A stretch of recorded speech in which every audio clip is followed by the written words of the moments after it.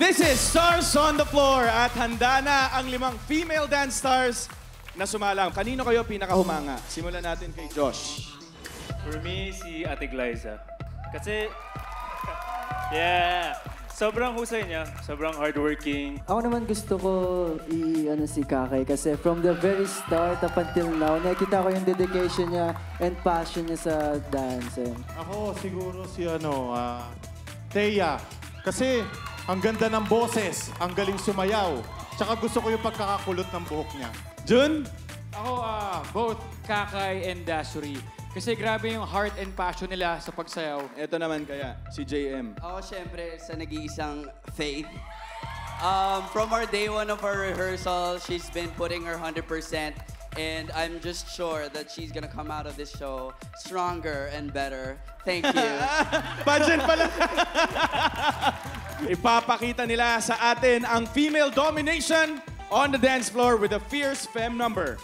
Here are the digital dance stars Kakay and Dashery with the celebrity dance stars Faith, Thea, and Glyza.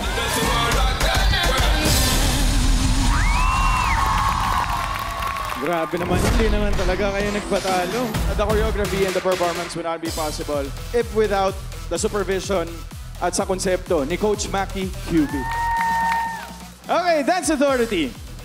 Nakita nyo naman din lahat ng progress ng ating mga female dance stars from day one. Ako, ang napanood ko ngayon, parang nanonood ako ng girl group eh. Kumbaga yung kanina, boy group na yun. Kasi ito, girl groups, ang gaganda. Tapos sobrang na-enjoy namin dito na nanonood, na sabay-sabay kami nagtitinginan tsaka nagpapalakpakan. Kasi parang walang pressure. Tsaka shoutout din pala sa mga choreographers natin dyan. Kasi sobrang na-appreciate ko din na pinapaganda talaga nila yung prod, no, yung sayaw nyo, para mas magmukha kayong maganda sa stage, sa pagsayaw nyo. So, yeah, shoutout sa inyo dyan. Tama si Coach Jay. Pwede kayong girl group.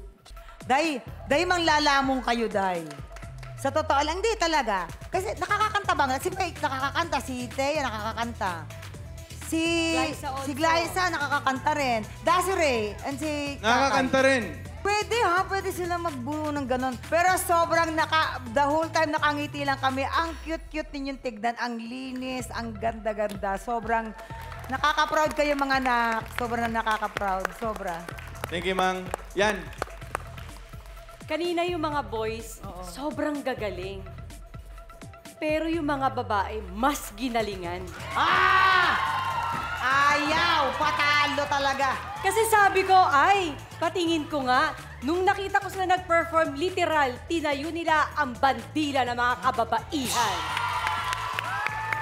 Tsaka sobrang nakaka-proud. Ito yung moment na nakikita ko silang nag-super nag-i-enjoy, na yun yung gusto ko. Like kanina, nag-perform kami, grabe yung kaba namin ha. Wala namang magja-judge sa amin, pero ganun namin na-appreciate ang bawat pag-indak nyo sa entablado na parang, wow, the best kayo. So proud na proud kami sa inyo. Thank you sa ating dance stars. Of course, to our female dance stars and our male dance stars.